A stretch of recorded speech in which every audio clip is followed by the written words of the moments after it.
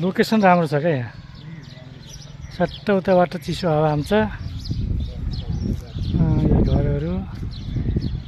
एकदम राम्रो ठाउँ छ यहाँ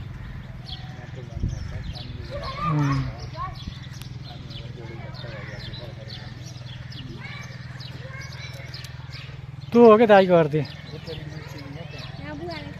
हजुर त्यही हो र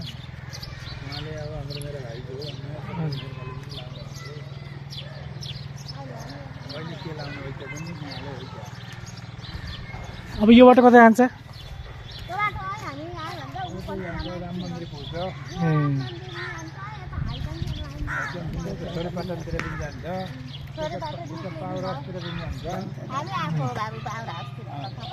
ल हुन्छ ल जाऊँ फेरि